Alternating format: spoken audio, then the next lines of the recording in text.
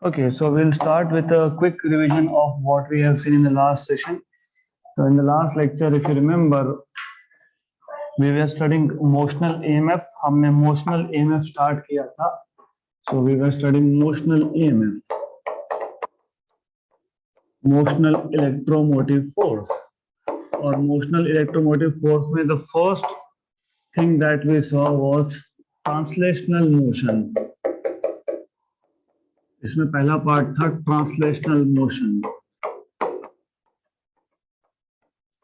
So in this topic, what we had is हमारे पास एक uniform magnetic field है which is going inside the plane of the board. It is going inside the plane of your screen also. In this case, हमारे पास एक coil था PQRS which was partially inside the magnetic field. ये जो side है PQ, it was taken to be L, और the part of side PS पूरा का पूरा अंदर नहीं है, it is just some part. इस part को हमने लिया था X. So as you can see, X part is inside the magnetic field. So initial flux linked with the coil, ये सब मैं हटा देता हूँ फिलहाल यहाँ से. Good. So initial flux linked with the coil, if you remember, was B into A. Actually, B bar dot A bar, which is BA cos theta. Theta is the angle between B bar and A bar. आपको पता है B bar, so it is going inside the plane of the board. और A bar का direction होता है by drawing perpendicular to the loop. Loop को perpendicular draw करोगे तो it will go inside. Normal to the loop is also inside. मतलब A bar का direction is also in the direction of B bar. तो theta आ गया था 0 and cos 0 you know is 1.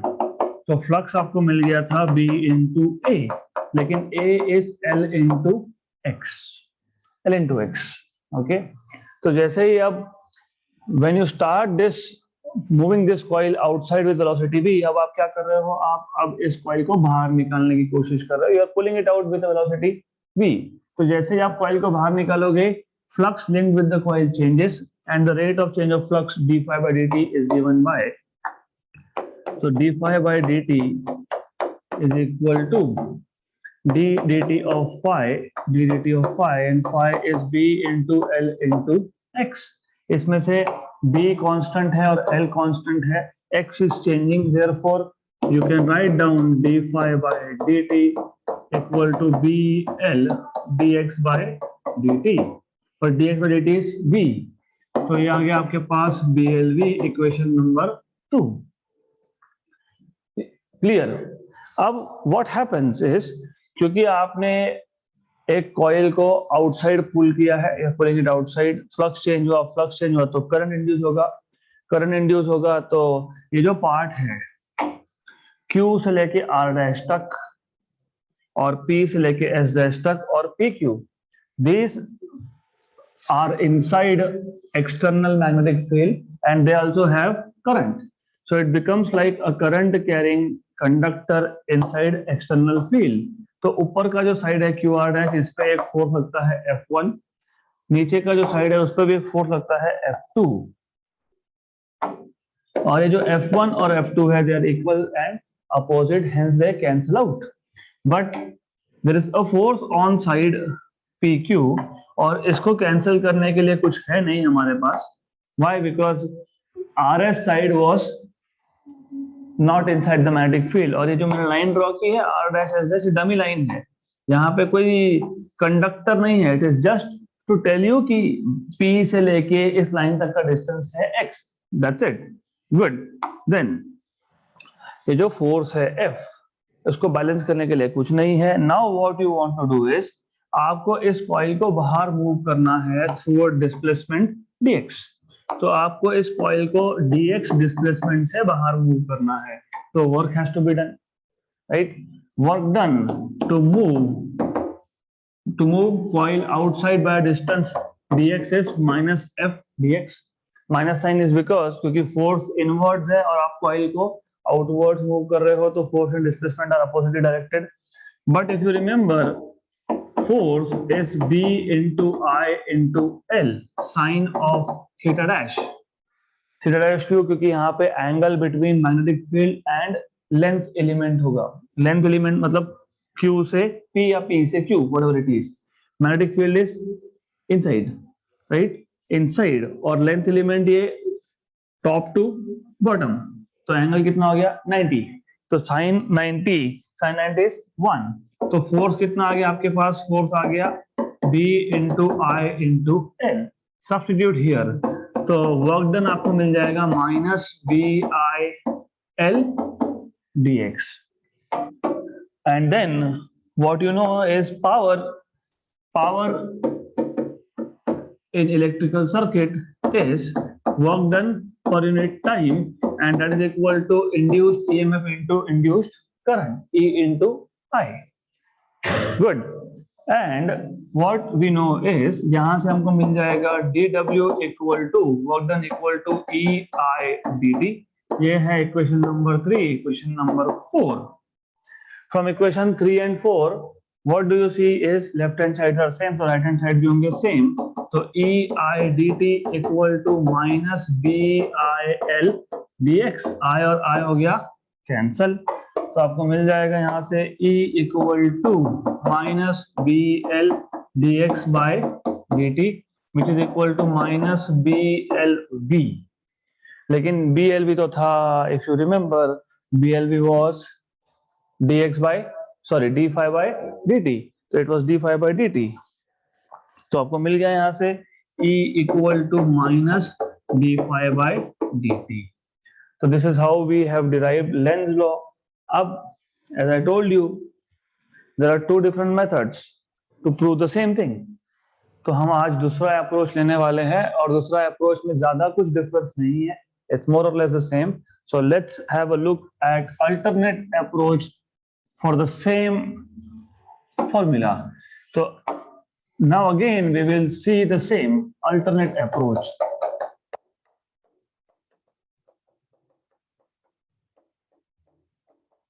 Right. अब इस case में what we are going to do is, यहाँ पे हम वापस से एक यूनिफॉर्म मैग्नेटिक फील्ड लेने वाले हैं, और ये uniform magnetic field is again going inside the plane of this board. So you have a uniform magnetic field going inside the plane of the board. Okay, so this is what you need to know. Something like that. Then ऐसा कुछ है हमारे पास. The only change here is, सिर्फ change इतना है, पहले आपके पास जो कॉइल था वो पार्शियली इनसाइड मैग्नेटिक फील्ड था. अब आपके पास जो लूप जो हम लेंगे वो हम लोग कंप्लीटली इनसाइड ले लेंगे. So let us take a loop which is completely inside this magnetic field, right, and then I will give it some names. और इसमें क्या है, in this case you have, ये जो लूप है, you have three fixed sides and one side is moving. पिछले case में हमने चारों साइड्स को फिक्स रखा था, एक साइड से हम पुल कर रहे थे कॉइल को आउटसाइड. यहाँ पे जो लूप है वो कंप्लीटली इनसाइड है. इसके जो चार साइड्स होंगे, चार में से जो तीन साइड्स है they are fixed and one side is moving. So let us give it some name. नाम आपको जो देना हो वो दो, A, B, C and D, right. तो हम साथ में लिखते भी जाएंगे, सिस्टम को एक्सप्लेन भी करना है हमको. तो क्या है हमारे पास, you have a uniform magnetic field which is going inside the plane of paper और बोर्ड. ओके, और उसमें क्या है, एक लूप. कंसीडर रेक्टेंगुलर लूप या स्क्वायर लूप भी बोल सकते हो. रेक्टेंगुलर लूप ABCD इनसाइड, और यहाँ पे कंप्लीटली इनसाइड है, भूलना मत, completely inside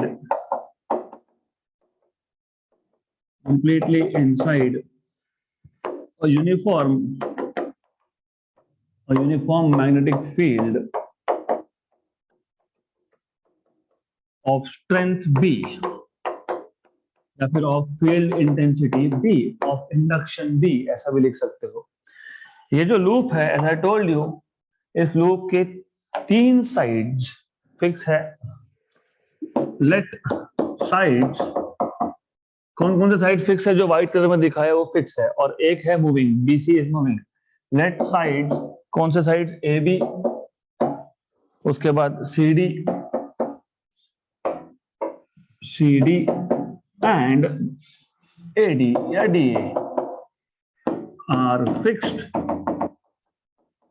and side BC is free to move, is free to move। वापस से हम क्या करेंगे, ये जो AD है इसको मान लेंगे X, और ये जो AB है, सॉरी L, और ये जो AB है इसको मान लेंगे हम लोग X। नोटेशन में मोर और लेस सिमिलर रख रहा हूं। So let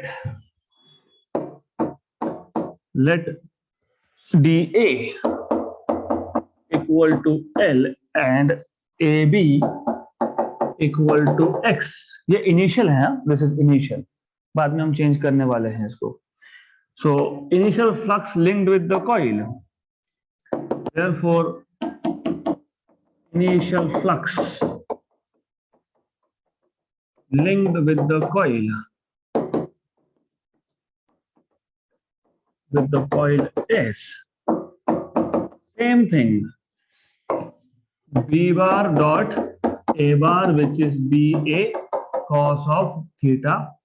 Here theta is angle, किसमें है एंगल? ये angle between B bar and A bar, B bar and A bar, right. और यहाँ पे हमारे इस केस में है, in this case you have theta 0, क्योंकि सेम लाइंस पे हम लोग बात कर रहे हैं, एग्जैक्टली सेम है। As I told you yesterday also, I mean last session, इसका जो डेरिवेशन है इसका आधा पार्ट सेम है। आधा पार्ट मतलब इक्वेशन नंबर 1 तक सेम है। गुड। तो एंगल 0 कैसे आया? यू ऑलरेडी नो, क्योंकि B bar is going inside, और एरिया का जो परपेंडिकुलर होगा वो भी जाएगा इनसाइड, मतलब A bar and B bar are in the same direction, theta 0, therefore flux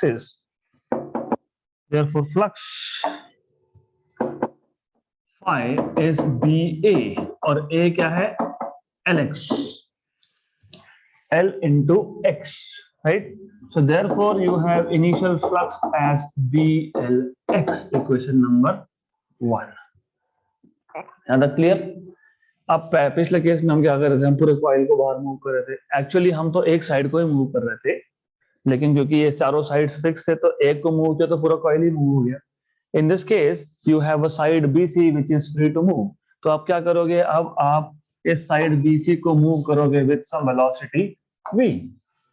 So you are moving this with some velocity v। So let side BC, let side BC be moved outwards। यहाँ पे outside नहीं बोल सकते क्योंकि सब कुछ तो field के अंदर ही है, तो इसलिए outwards.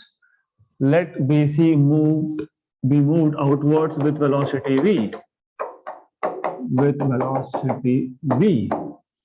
therefore flux linked with the coil changes, linked with the loop changes। क्योंकि जैसे ही आपने BC साइड को मूव किया तो now more flux will be linked with the loop, coil loop। Okay, तो therefore change in flux is, change in flux, rate of change of flux भी बोल सकते हो, that is better to say। therefore rate of change of flux is, rate of change of flux is d phi by dt, which is equal to d dt of BLX। B और L constant है, तो what is changing is X, right? What is dx by dt again? Velocity। तो d phi by dt is equal to BLV, equation number 2। यहां तक same है। अब इसके बाद हाँ डिफरेंस क्या है कि यहाँ पे चारों के चारों साइड्स इनसाइड थे, एक साइड मूवेबल है और यहाँ पे मैंने लिया था पूरे चारों साइड फिक्स, उसमें से partially it was inside magnetic field and partially it was outside, ये डिफरेंस है।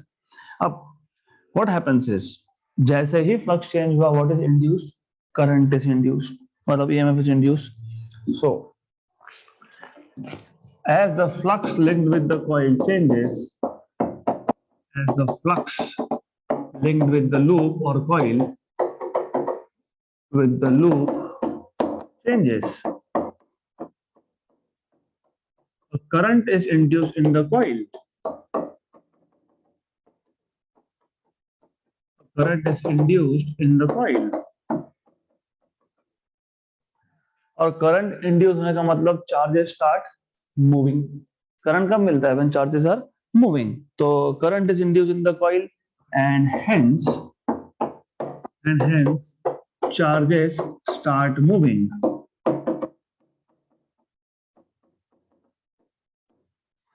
हमने लास्ट केस में बात की थी in terms of current and now in this case we are talking in terms of charges, moving charges.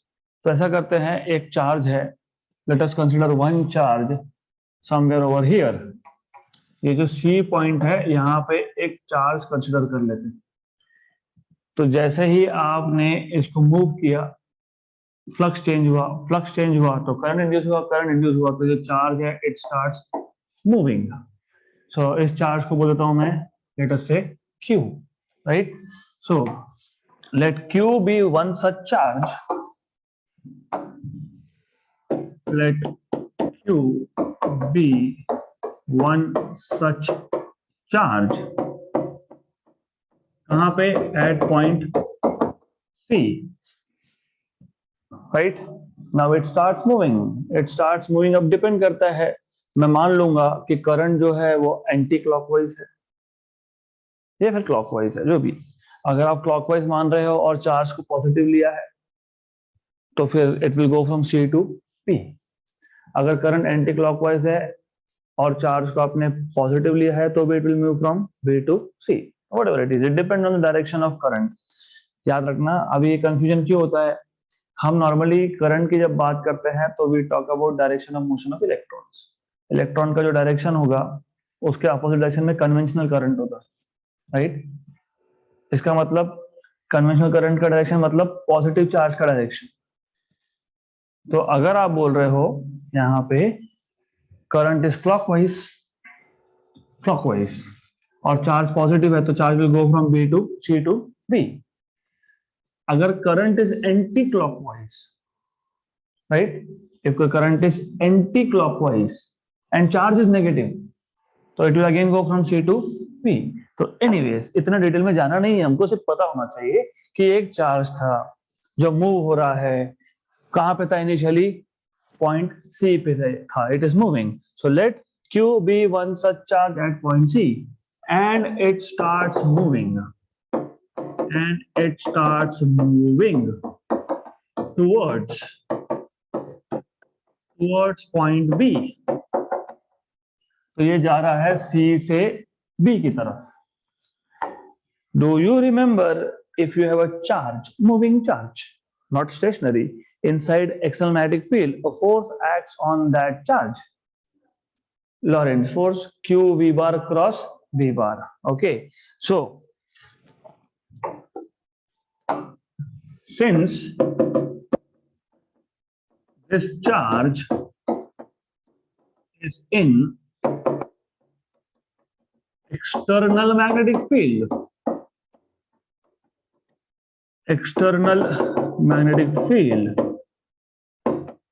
it will experience a force.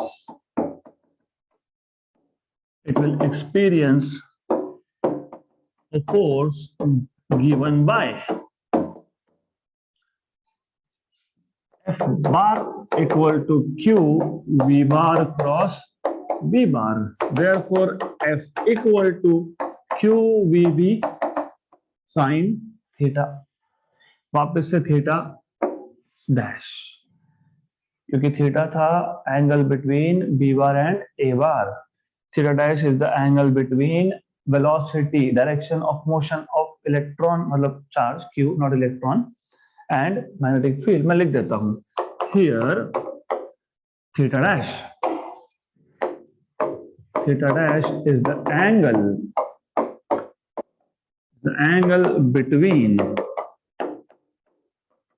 v bar and v bar which is 90, right?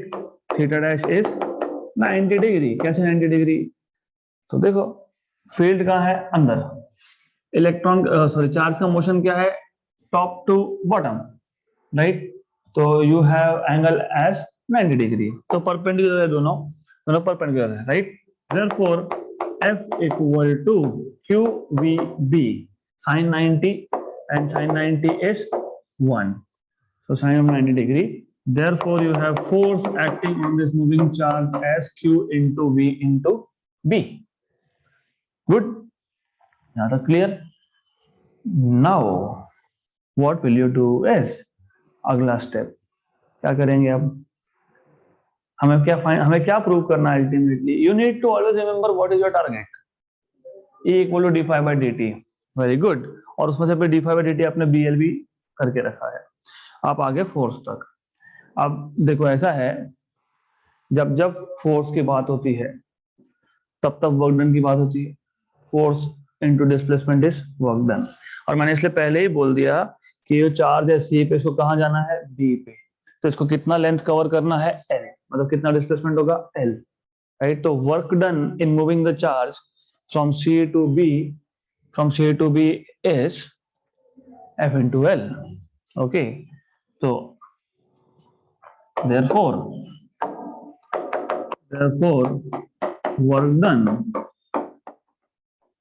in moving the charge Q from C to B is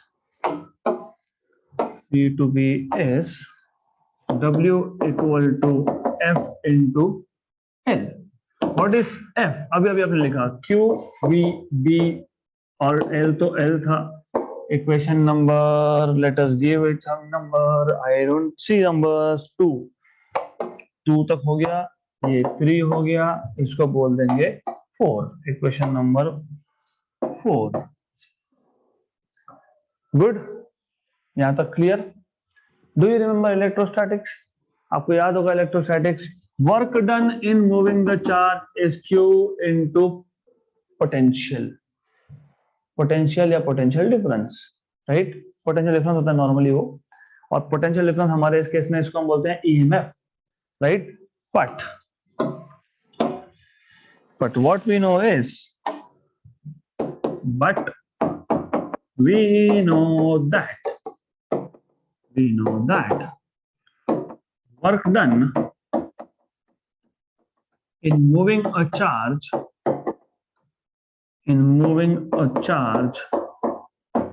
Q is given by work done W equal to charge that you are moving into difference in potential, right? और यहाँ पे जो potential difference है इसी को हम लोग बोलते हैं EMF E, induced EMF E, right? अब ये आ गया आपका इक्वेशन नंबर 5। तो from 4 and 5 what do you see, दोनों का LHS सेम है। तो from equation number 4 and 5 you have QE equal to QVLV, cancel. Therefore, E equal to VLV. But do you remember d phi by dt? Okay, but VLV equal to d phi by dt, and therefore E equal to d phi by dt. I will put a mod here, right? Good. So this is how you prove Lenz's law by this alternate method. तो पहले case में हमने सिर्फ बोला current flow हो रहा है, forces act हो रहे हैं, 2 फोर्सेस कैंसिल हो गए, एक फोर्स कैंसिल नहीं हुआ, आपको लूप को बाहर निकालना है through displacement dx. Work has to be done minus f dx. और F क्या था, BIL, राइट? और then you found out what is the work done, BIL dx with a negative sign, of course. Good. तो यहाँ पे सिर्फ approach ये था कि आप यहाँ पे बोलते हो आपके पास पूरा का पूरा लूप इनसाइड मैग्नेटिक फील्ड है, कंप्लीट लूप, राइट? उसमें एक साइड जो है वो मूविंग है, बाकी सारे साइड्स क्या है, फिक्स है. गुड. तो इनिशियल फ्लक्स कितना आ गया आपके पास, BLX. फिर आप इस साइड को मूव करते हो. When you move, flux linked with the coil loop changes. When the flux linked with the loop changes, there is induced current. Current induced होना मतलब charges का move होना. So we have taken one such charge at point C. It is moving from C to B. Okay. Then, because it is a charge moving inside external magnetic field, a force acts on it, and the force is given by, of course, you know, it is given by Q V bar cross V bar. मतलब magnitude wise, it is QVB sin theta dash. Theta dash is the angle between V bar and V bar, which is 90 degree in our case. तो आपको मिल गया force as QVB. Clear यहाँ तक? अब अगर ये charge C से B जाएगा तो डिस्प्लेसमेंट कितना हुआ, L. तो वर्क डन कितना हुआ, force into displacement. So it is QVB into L. Good. Then you know that according to electrostatics हमने ऑलरेडी देखा है कि work done is charge into EMF, मतलब पोटेंशियल डिफरेंस, और पोटेंशियल डिफरेंस यहाँ पे आप लिखते हो यहाँ पे EMF, तो Q इनटू E. इक्वेशन 4 और 5 को इक्वेट कर दो and you get E equal to BLV, but BLV is d phi by dt, so E equal to d phi by dt. Clear यहाँ तक? Good. Now let us go to next topic, which is rotational EMF. तो अभी तक के जो दो cases थे, they were translational EMF of a conductor. Now you have next topic, that is rotational EMF of a conductor. Rotational electromotive force of a conductor. ये ज्यादा simple है. Only thing is that you need to understand it properly. So what we have is, again हमारे पास एक external uniform magnetic field है. तो हम ये external uniform magnetic field ले लेते हैं. And we don't need all this. तो जो जो लगने वाला नहीं है उसको हटा देते हैं. We don't need all this, so we have just external uniform magnetic field, and in this external uniform magnetic field what we have is a rod. हमारे पास एक रॉड है. ये बार मैग्नेट नहीं है, ये कंडक्टिंग मटेरियल का रॉड है. तो याद रखना, मैं जो ड्रॉ कर रहा हूं, it is not a bar magnet, it is a rod. So you have a rod, something like this. ऐसा एक रॉड है. किसमें है? एक्सटर्नल मैग्नेटिक फील्ड में है. और external magnetic field is going where? Inside. Okay. Then you should know this. अब ऐसा है, इसका रॉड का जो लेंथ है, हम मान लेते हैं length of the rod is L. तो जो रॉड है इसका जो लेंथ है, दिस इज L. और एक रॉड है, इसको हमने पिवोट किया है. पिवोट करना मतलब एक पॉइंट पे फिक्स करना. तो पिवोटिंग का मतलब होता है कि आपने एक पॉइंट पे इसको fix it with a nail, किला ठोक दिया वहां पे. तो it becomes something like this.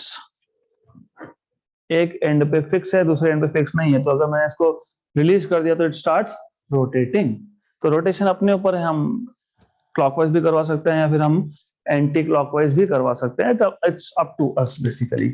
तो this is a pivot. Pivot मतलब जहां पे आपने इसको फिक्स किया. This is a pivot point P, right? पहले पूरा डायरेक्शन समझ लेंगे, फिर बाद में देखते हैं क्या करना है. गुड. तो idea should be very clear. It should be very clear कि हमारे पास एक रॉड है. किसका? कंडक्टिंग मटेरियल का. ये बार मैग्नेट नहीं है. Okay. It is kept inside a magnetic field. The magnetic field is going inside the plane of board. अब इमेजिन कि आपके पास ये जो रॉड है it is made up of small small small length elements. तो हमारे पास जो रॉड है it is assumed to be made up of small small length element. और हमने क्या किया, हमने वन सच लेंथ एलिमेंट ले लिया। तो it is made up of small small length element and assume one such length element over here. ये एक एलिमेंट है which is basically let us से dr। इसका जो थिकनेस है दैट इज dr। तो ये जो थिकनेस है यहां से यहां तक दिस इज dr। और मान लो कि ये जो लेंथ एलिमेंट हमने लिया है, ये जो एलिमेंट हमने लिया है it is at a distance of r। कहां से? From the point of pivot. Pivot के पॉइंट से इसका डिस्टेंस है r। क्लियर यहां तक? Clear, good. अब what are we doing in this case? एक मिनट, हाँ, let me just move it over here। यहीं पे बताता हूँ ये dr है because then I need to draw something else। तो ऐसा है, this is dr, fine, just a minute, okay, good। अब हम इस रॉड को टेंजेंशियल वेलोसिटी देंगे। टेंजेंशियल वेलोसिटी देना मतलब we are making it move. हमने इसको एक टेंजेंशियल वेलोसिटी दे दिया, समथिंग लाइक दिस। और टेंजेंशियल वेलोसिटी मतलब we are making it rotate. याद होगा सर्कुलर मोशन में velocity is tangential along the tangent। when a particle performs circular motion velocity is tangential। तो ये आ गया टेंजेंशियल वेलोसिटी v।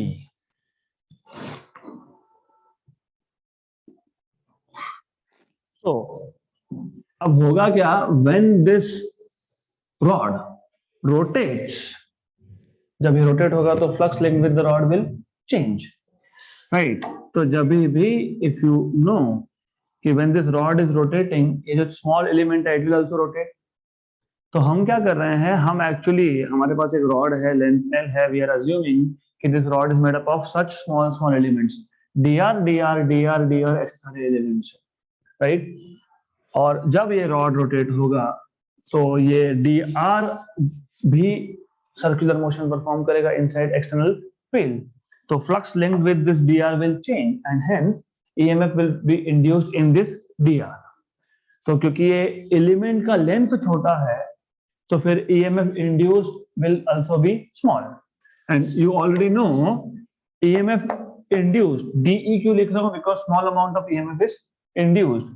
हमने ऑलरेडी अभी देखा, just now we saw E equal to BLV, right, correct।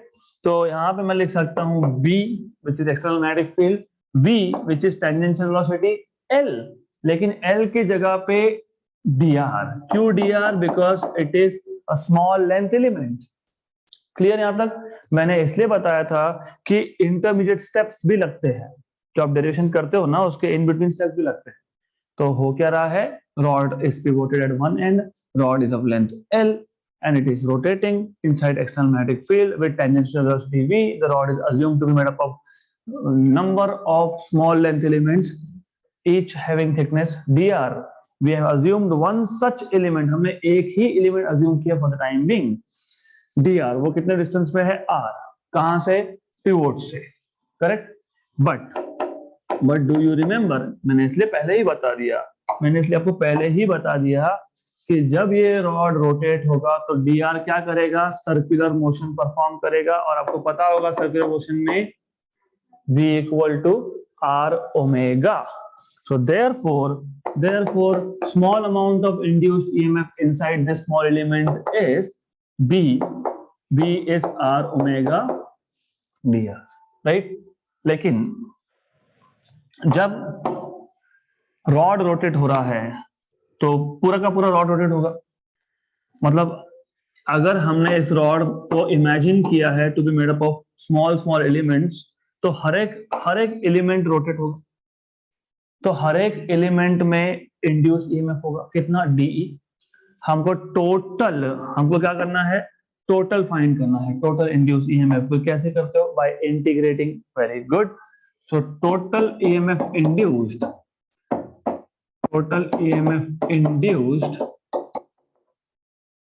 The rod और बार कैसे find करोगे? इंटीग्रेशन किस पे? हर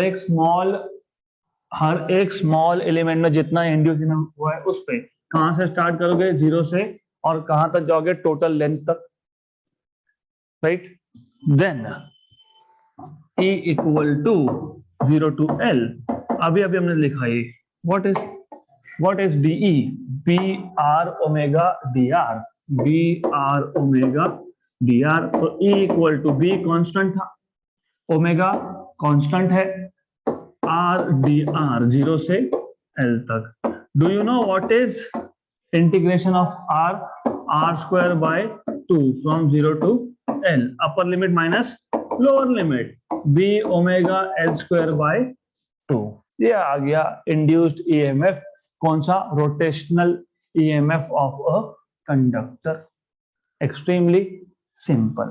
तो अब हम क्या करेंगे? अब हम रिवाइज भी कर लेंगे और इसको अच्छे से एक बार लिख भी लेंगे। ओके, तो वेरी सिंपल। तो as I told you, always start with explaining the situation here. You have a figure, okay, explain this. क्या बोलोगे आप? कंसीडर अ बार, ये बार मैग्नेट नहीं है, rod of a conducting material,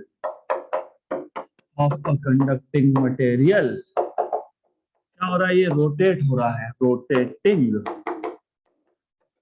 कहां पे? Inside a uniform magnetic field, inside a uniform magnetic field. Magnetic field का direction भी बता दो। Magnetic field directed inside the plane of board, क्योंकि मैं बोर्ड पे लिख रहा हूं। जो मोबाइल पे देख रहे हैं, कंप्यूटर पे देख रहे हैं स्क्रीन, और जो पेपर पे लिख रहे हैं उसके लिए inside the plane of paper. Okay, तो मैं यहाँ पे पेपर ही लिख देता हूँ, it's okay. Plane of paper, it is going inside. अब लेंथ क्या था? L, समझा? तो length L, let L be the length of the rod, let L be the length of the rod, right? फिर हमने क्या बोला? assume the rod is made up of small length element, large number of small length element. Let the rod be made up of large number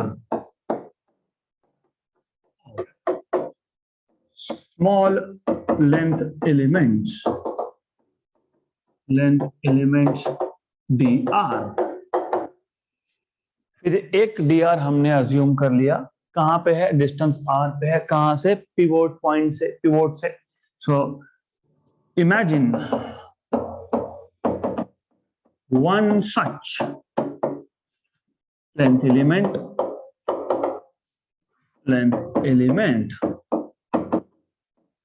at a distance r,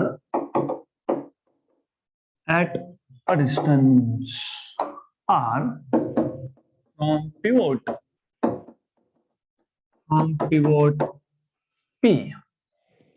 Good. Let the rod rotates with tangential velocity v. Let the rod rotates with tangential velocity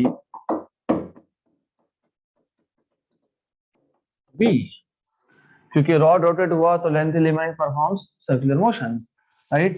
इतना detail नहीं भी लिखोगे तो चलेगा, इतना हो गया, fine. फिर आप बोलोगे since the element is rotating in external field, EMF is induced in this element. Since the element is rotating inside uniform field, hence EMF is induced. EMF is induced because flux is changing. Hence, flux linked with the element changes,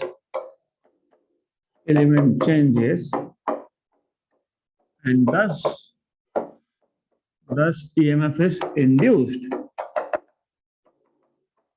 which is given by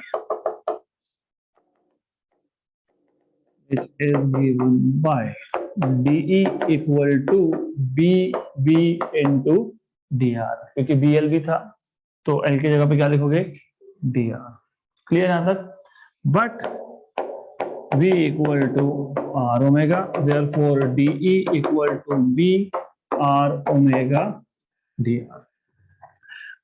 Then directly come to the point total flux induced in the rod, क्योंकि ये flux है induced in the small element, therefore total flux induced in the rod can be obtained by integration,